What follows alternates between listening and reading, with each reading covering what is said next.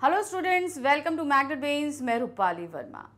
Magnet brains अभी तक आपको 100% फ्री एजुकेशन देता आया है। घबराइए नहीं, आगे भी हम 100% ही आपको दे रहे हैं फ्री।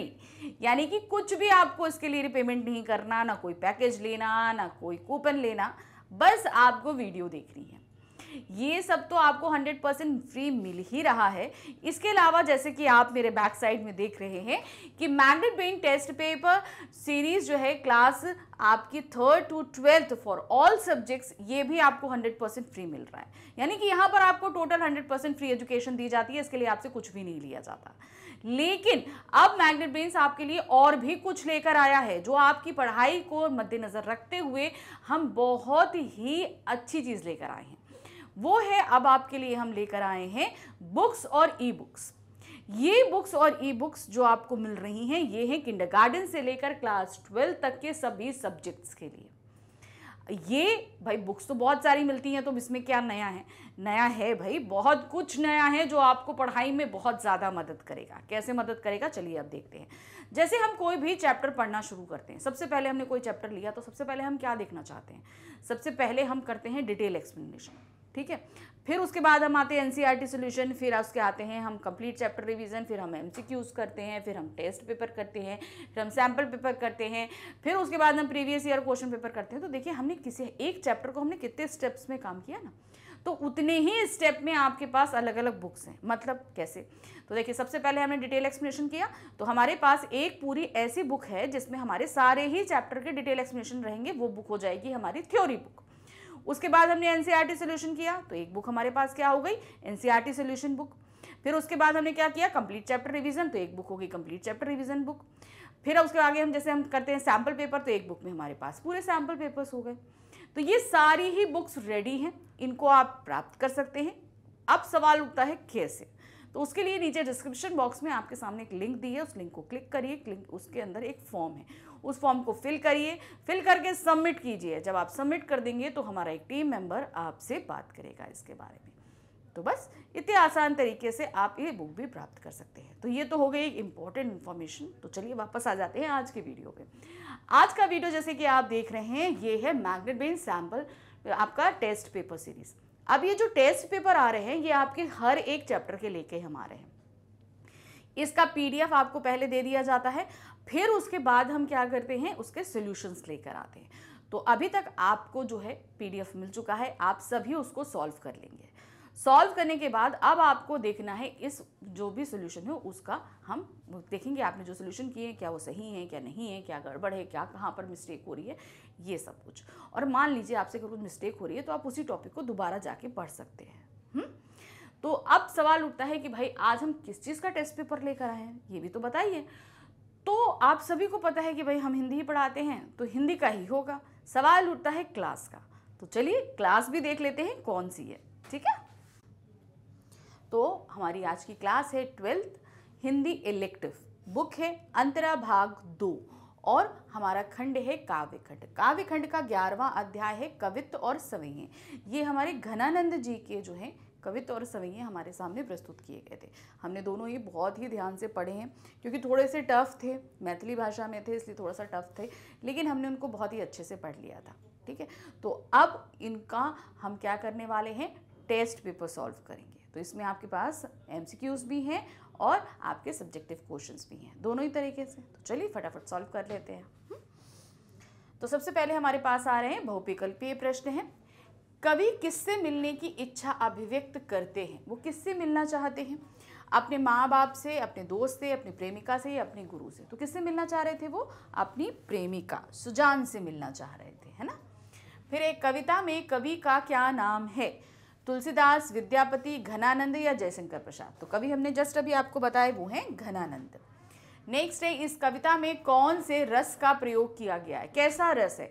भाई हमारे जो कवि हैं घनानंद जी, वो अपनी प्रेमिका सुजान से अलग हैं, मतलब उनसे वियोग में हैं। तो जाहिर सी बात है कौन सा रस होगा यहाँ पर? पूरी तरीके से वियोग रस होगा। कविता में कवि के बात को कौन टाल रहा है? किसने टाला हुआ है? तो वो कौन है? कवि के दोस्त, रिश्तेदार, प्रेमिका या इनमें से कोई नहीं। तो किसने टाला था? उनकी प्रेमिका टाल रही थी। उनकी प्रेमिका उनसे मिलने नहीं आ रही थी। वो कह रहे थे कि अब मैं मरणासन अवस्था में हूँ, मुझसे आकर मिल लो। इस तरीके से वो कई बार इन्होंने बोला है कवित्व में। तो यहाँ पर उनकी बातों को टाल रही थी उनकी प्रेमिका। सुख साज समाज में कौन से अलंकार का प्रयोग किया गया? ध्यान देखिए, सुख साज समाज, तो देख के ही आप समझ गए होंगे कौन सा अलंकार है। ये है हमारा अनुप्रास अलंकार। क्यों? क्योंकि यहाँ पर सा वर्ण की आवृत्ति कई बार आई, मतलब सा वर्ण जो है वो बार बार आया है। नेक्स्ट आते हैं, प्रश्न संख्या 6 है, घनानंद जी का जन्म कब हुआ?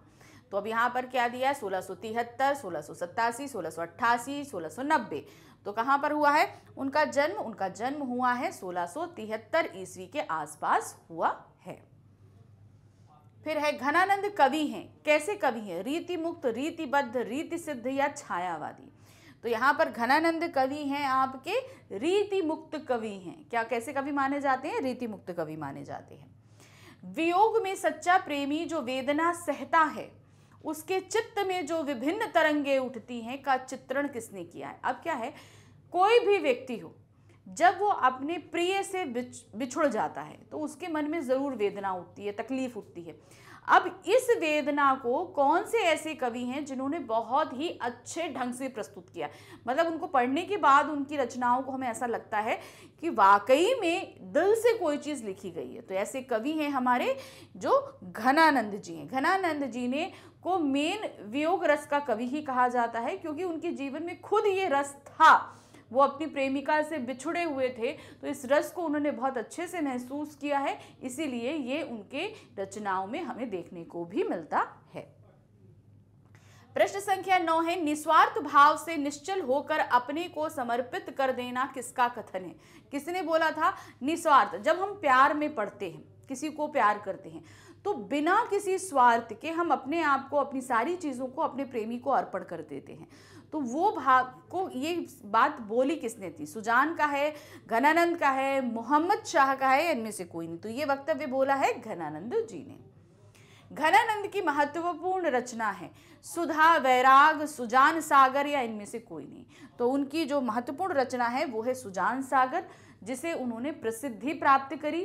क्यों? क्योंकि उन्होंने इस पूरी ही रचना में अपनी प्रेमिका से अपने विरह वर्णन, अपनी प्रेमिका का वर्णन सभी कुछ किया हुआ है। प्रश्न संख्या 10 है, घनानंद मुगल बादशाह मोहम्मद शाह रंगीले के यहाँ क्या काम करते थे? तो वो क्या थे? सलाहकार, मीर मुंशी, कोषाध्यक्ष या मजदूरी? तो वो करते थे क्या? वो एक मीर मुंशी थे। प्रश्न संख्या 12 है, लाक्षणिक मूर्तिमत्ता और प्रयोग वैचित्र्य के कवि कौन हैं? अब यहाँ पर लाक्षणिक मूर्ति क्या होता है?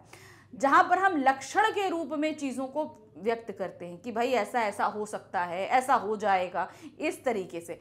तो ये किसने व्यक्त किया है? वो है घनानंद जी ने व्यक्त किया है। घनानंद की भाषा क्या है? उन्होंने कैसी भाषा है? अवधी, ब्रजभाषा, प्राकृत या पाली? तो उनकी भाषा जो है वो है ब्रजभाषा।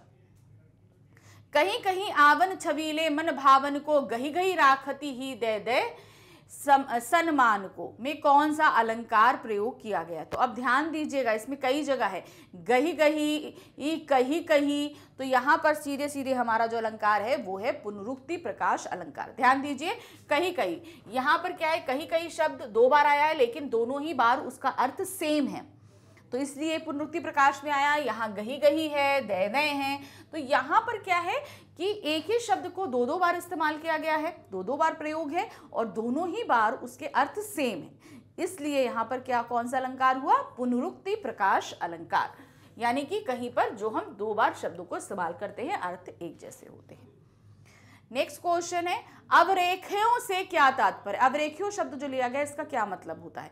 लिखा, अंकित किया हुआ, उपरोक्त दोनों या विश्वास? तो यहाँ पर अवरेख्यों से तात्पर्य लिखा और अंकित किया हुआ दोनों ही, इसलिए इसको हम क्या कहेंगे? उपरोक्त दोनों। तो अब यहाँ पर हमारे बहुविकल्पीय प्रश्न खत्म हो गए। अब हमारे पास क्या आ रहे हैं? हमारे सब्जेक्टिव, यानी कि जहां पर हमें पूरी तरीके से वर्णन करना है प्रश्नों का। ठीक है, तो देखिए कैसे लिखेंगे? व्याख्या करना है। अब हमारे पास कुछ पंक्तियां दी गई हैं, इनकी हमें व्याख्या करनी है। तो देखिए, आप सभी के पास बुक है, यहाँ पर ये पंक्तियां हैं, उन्हें आपने सामने रख के और आपको उसकी व्याख्या करनी थी। तो क्या है? ऐसो हियो हित पत्र पत्र पवित्र टूक कियो बर बाँच न देखो। तो इन्होंने क्या बोला कि मैंने एक ऐसा पत्र जो है भेजा था दिल से लिखकर कि तुमने उसको देखा तक नहीं और तुमने उसके टुकड़े टुकड़े कर दिए।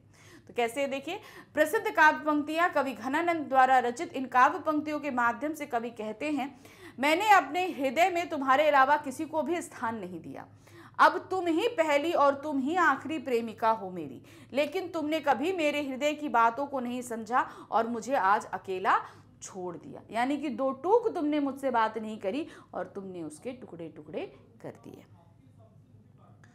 प्रश्न संख्या 17 है, झूठी बतियानी की पतियानी ते उदास हैं, कह चाहत चलन ये संदेशो ले सुजान को। अब यहाँ पर इन पंक्तियों का क्या तात्पर्य है? तो जब भी आपसे इस तरह की पंक्तियां पूछी जाए तो आपको बताना पड़ेगा ये किसकी पंक्तियां हैं, हमेशा ये लिखिएगा। तो कैसा है, प्रस्तुत काव्य पंक्तियों में कवि घनानंद कहते हैं कि मुझे तुम्हारी बातों में नहीं आना चाहिए था, आज तुम्हारे द्वारा दिए गए झूठे दिलासे के कारण ही मैं उदास हूँ। भाई सुजान उनसे प्रेम करती थी, उनको दिलासा दिया, अगर वो दिलासे में नहीं आते तो शायद इतने जो है तकलीफ में नहीं होते। मैंने तुम्हें पत्र भेजा मगर तुमने उसे बिना पन्हे फाड़ दिया, इससे मैं बहुत आहत हुआ हूँ, मगर आज भी जीवन के इस अंतिम क्षण में मैं तुम्हारा इंतजार कराऊं। तो क्या ना, चाहत चलन ये संदेशो ले सुजान, मतलब अब चाहत चलन का तात्पर्य क्या है, मेरे जीवन का आखिरी समय आ गया है, तब भी जो है मैं तुम्हारा इंतजार कर रहा हूं और तुम आओगी और फिर तुम्हारा कोई संदेशा आएगा, तब जाकर मैं प्राण त्यागूंगा। या तो तुम आओ मेरे इस आखिरी समय में, या तुम अपना कोई एक संदेशा भेज दो ताकि मैं इत्मीनान से जो है इस यात्रा पर निकल सकूं, यानी कि मौत मेरी हो सके। फिर व्याख्या कीजिए, जान घनानंद यो मोही तुहे पैज परी, कबहू तो मैरिये पुकार कान खोल के। तो मतलब मैं बार बार तुम्हें पुकार रहा हूं, कभी तो कोई ऐसा समय आएगा कि तुम मेरी बात को सुनोगी। तो प्रस्तुत काव्य पंक्तियां रीतिकाल के प्रसिद्ध कवि घनानंद द्वारा रचित है। कवि कहते हैं कि तुम आज चुप हो सुजान, तुम मुझसे बात नहीं करना चाहती हो तो फिर ठीक है, अब से मैं भी चुप रहूंगा। हो सकता है कि मेरी चुप्पी तुम्हें विवश कर दे मुझसे बात करने के लिए, अर्थात कभी तो तुम अपनी चुप्पी तोड़ोगी। अब है प्रश्न संख्या 19, कवि ने चाहत चलन ये संदेशो ले सुजान को क्यों कहा है? अब उन्होंने बीच में कुछ पंक्तियां बोली हैं, चाहत चलन ये संदेशो ले सुजान, तो यानी कि अब मैं मृत्यु के करीब आ गया हूं। ठीक है, मैं तुम्हें अभी तक इतने संदेशे भेजता रहा मगर तुमने किसी का जवाब नहीं दिया, लेकिन अब मेरा समय क्या है, मरणासन्न अवस्था में है, लेकिन अभी भी मेरे प्राण तुम्ही में अटके हैं। या तो तुम आ जाओ या तुम्हारा कोई संदेशा आ जाए, मेरी ये चाहत है, और फिर मैं उस संदेशे के साथ आराम से इत्मीनान से मर सकूं। देखिए कैसे लिखेंगे, इस पंक्ति में कवि की अपनी प्रेमिका से मिलने की व्यग्रता दिखाई देती है। वह रह रहकर अपनी प्रेमिका से मिलने की प्रार्थना कर रहा है, परंतु उसकी प्रार्थना तथा संताप का प्रेमिका पर कोई प्रभाव नहीं है। मतलब बार बार उसने रिक्वेस्ट किया लेकिन प्रेमिका कोई जवाब नहीं दे रही और नहीं आ रही है मिलने के लिए। वे इस कारण दुखी हो जाते हैं, बस वे उससे मिलना चाहते हैं। उन्हें प्रतीत हो रहा है कि उनका अंत समय आ गया है, अतः वे कह उठते हैं कि बहुत लंबे समय से मैं तुम्हारे आने की प्रतीक्षा कर रहा हूं, परंतु तुम्हारा कुछ पता नहीं है। तुमसे मिलने की आस में मेरे प्राण अटक रहे हैं। यदि एक बार तुम्हारा संदेशा आ जाए तो मैं लेकर ही मृत्यु को प्राप्त हो जाऊंगा। मतलब संदेशा आएगा, मैं वो संदेशा लेकर ही अपने प्राण त्याग दूंगा, मुझे इतना इत्मीनान हो जाएगा हाँ कि तुमने मुझे संदेशा तो भेजा। कवि इन पंक्तियों में अपने जीवन का आधार प्रेमिका का संदेश बताते हैं, जिससे पाने के लिए वे व्यग्र हैं, मतलब पाने के लिए बहुत ही ज्यादा उत्सुक हो रहे हैं। यदि एक बार उन्हें संदेशा मिल जाए तो वह आराम से प्राण त्याग देंगे। तो यह है कि बस एक बार तुम अपना संदेशा भेज दो। प्रश्न संख्या 20 है, प्रथम सवैये के आधार पर बताइए कि प्राण पहले कैसे पल रहे थे और अब क्यों दुखी हैं।